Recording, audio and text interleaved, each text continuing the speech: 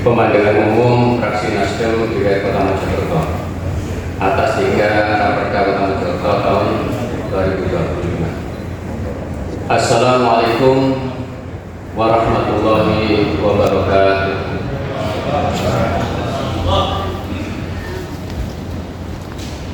Yang terhormat Saudari Wali Kota Mojokerto dan yang saya hormati Saudari pimpinan dan segenap anggota Dewan Perwakilan Rakyat daerah Kota Mojokerto. Yang saya hormati anggota forum koordinasi pimpinan di daerah atau pejabat yang mewakili. Yang saya hormati sekretaris daerah, asisten sekretaris daerah dan para kepala perangkat daerah di lingkungan pemerintah Kota Mojokerto, kepala badan dan kantor instansi vertikal di Kota Mojokerto, dan anggota forum koordinasi pimpinan kecamatan serta lurah se-Kota Mojokerto, rekan-rekan media cetak maupun elektronik serta hadirin yang berbahagia. Puji syukur kita panjatkan kehadirat Allah Subhanahu wa Ta'ala karena berkat limpahan rahmat, taufik dan hidayahnya kita masih diberi kesehatan dan kesempatan untuk mengikuti rapat paripurna dalam rangka penyampaian pemandangan umum fraksi atas 3 Raperda Kota Mojokerto tahun 2025. Selawat salam semoga tercurahkan kepada uswah hasanah kita Nabi besar Muhammad SAW, para keluarga dan para sahabat yang selalu setia mengikutinya, dan semoga telah kita sekalian senantiasa mendapatkan syafaatnya. Amin. Bapak Dewan dan hadirin yang saya hormati, mengawali penyampaian pemandangan umum ini, izinkanlah kami dari fraksi Nasdem menyampaikan ucapan terima kasih. Yang pertama kepada Saudari Wali Kota Mojokerto yang telah menyampaikan penjelasan atas 3 Raperda Kota Mojokerto tahun 2025. Yang kedua, saya sampaikan kepada pimpinan rapat paripurna Dewan yang berkenan memberikan kesempatan kepada kami untuk menyampaikan pandangan umum fraksi Nasdem terhadap 3 Raperda Kota Mojokerto tahun 2025. Bapak Dewan dan hadirin yang saya hormati, setelah mempelajari penjelasan atau penyampaian Saudari Wali Kota Mojokerto terhadap 3 Raperda Kota Mojokerto tahun 2025, maka fraksi Nasdem DPRD Kota Mojokerto memberikan catatan atau saran dan masukan. Yang pertama, Raperda tentang pengelolaan barang milik pemerintah Kota Mojokerto. Pengelolaan barang milik daerah merupakan bagian dari pengelolaan keuangan daerah. Selain itu, barang milik daerah merupakan salah satu unsur penting dalam rangka penyelenggaraan pemerintah dan pelayanan kepada masyarakat. Tentunya pengelolaan barang milik daerah harus dilakukan dengan baik dan benar sehingga mempunyai nilai tambah. Permasalahan yang sering terjadi di pemerintah daerah adalah belum diterapkannya secara benar aturan pengelolaan barang milik daerah yang berakibat pada proses perencanaan penganggaran pengadaan barang yang tidak sesuai dengan peruntukannya, penggunaan barang milik daerah yang tidak sesuai penetapan penggunaannya. Yang kedua, pemerintah daerah tidak melakukan kapitalisasi terhadap biaya-biaya yang menambah harga perolehan aset tetap. Barang-barang yang dibiarkan dan tidak terpelihara diambil alih oleh pihak-pihak lain, bahkan aset tetap tidak dapat ditelusuri keberadaannya serta kehilangan aset tetap itu tidak terdeteksi. Yang ketiga, untuk mendukung pengelolaan aset daerah secara efisien dan efektif serta menciptakan transparansi, maka pemerintah daerah perlu memiliki atau mengembangkan sistem informasi manajemen yang komprehensif dan handal sebagai alat untuk menghasilkan laporan pertanggungjawaban. Selain itu, sistem informasi tersebut juga bermanfaat untuk dapat pengambilan keputusan mengenai kebutuhan barang dan estimasi kebutuhan belanja pembangunan modal dalam penyusunan APBD.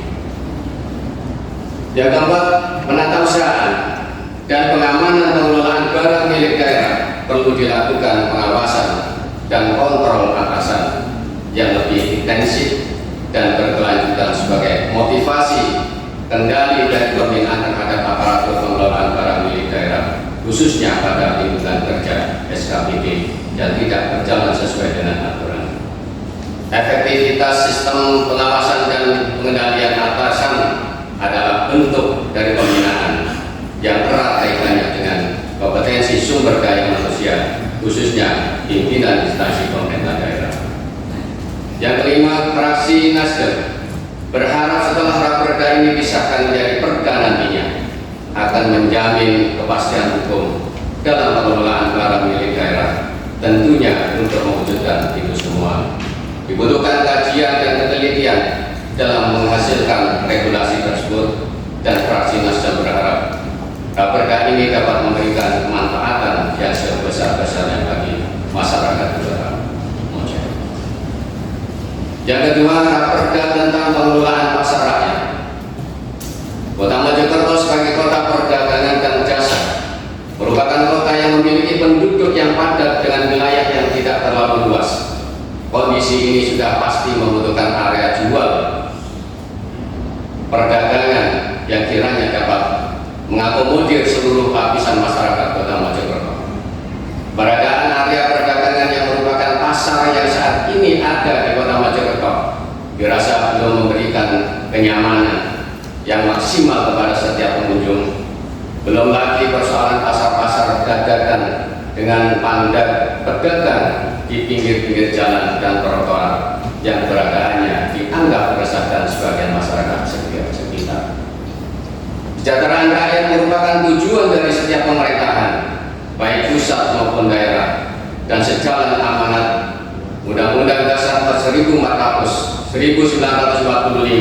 Pasal 33. Tanpa tujuan kesejahteraan bagi seluruh masyarakat, arah pembangunan sesuatu daerah dapat diprediksi rentan terhadap penyalahgunaan pihak-pihak tertentu yang bertujuan untuk memonopoli kesejahteraan diri sendiri oleh kelompok tertentu dalam jaringan. Fraksi Nasdem menilai bahwa dengan adanya raperda ini, revitalisasi pasar rakyat di Kota Mojokerto harus dilakukan secara menyeluruh, tidak hanya dari sisi infrastruktur fisik, tetapi juga mencakup aspek manajemen, sanitasi lingkungan, digitalisasi transaksi, hingga promosi produk lokal. Kami juga mendorong terselenggaranya kemitraan antara koperasi, pelaku usaha UMKM, dan pasar rakyat berdasarkan prinsip persamaan dan keadilan, mewujudkan sinergi yang saling menguntungkan antara pelaku UMKM yang ada di pasar rakyat agar terjadi efisiensi berkelanjutan sehingga dapat menjaga eksistensi atau keberadaan pasar rakyat di Kota Mojokerto. Apakah raperda ini dalam penyusunannya sudah melibatkan pelaku UMKM di Kota Mojokerto maupun di desa? Yang kelima, dengan banyaknya pasar rakyat yang dibangun memiliki potensi paling besar untuk menciptakan dan memperluas kesempatan untuk mendapat lapangan pekerjaan, khususnya bagi para pekerja yang hanya memiliki keterampilan dan keahlian yang minim dan kurang mumpuni untuk masuk dan bekerja di sektor formal. Pasar rakyat dapat menjadi solusi bagi para tenaga kerja tersebut sebagai tempat memulai usaha, seperti menjadi pedagang kecil yang memiliki banyak peluang strategis yang baik. 3. Raperda tentang pembentukan perangkat daerah Kota Mojokerto. Fraksi Nasdem menyambut baik dengan harapan raperda ini sebagai upaya pemerintahan Kota Mojokerto melalui organisasi perangkat daerah atau UPD untuk memudahkan dalam meningkatkan pelayanan kepada masyarakat. Yang kedua, secara umum fraksi Nasdem berharap dengan Raperda ini mampu menciptakan susunan perangkat daerah Kota Mojokerto yang seimbang sesuai dengan fungsi dan tugas masing-masing, sehingga menciptakan pemerintah yang efektif dan efisien untuk kebutuhan masyarakat di Kota Mojokerto. Bapak Dewan dan hadirin yang saya hormati, sebagai penutup, mari kita ingat bahwa kebaikan dengan kerja-kerja nyata yang kita lakukan sehingga dapat membawa manfaat dalam kehidupan masyarakat Kota Mojokerto.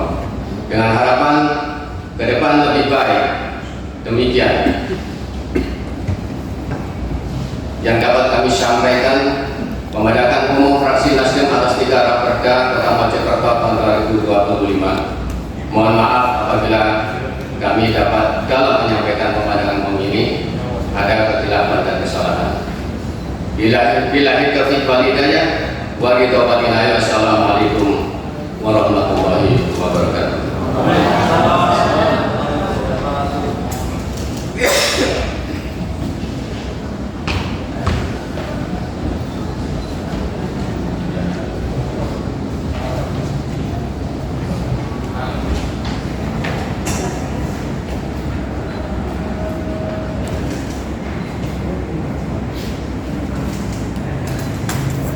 Kepada Bapak Haji Sudirman ST kami sampaikan terima kasih.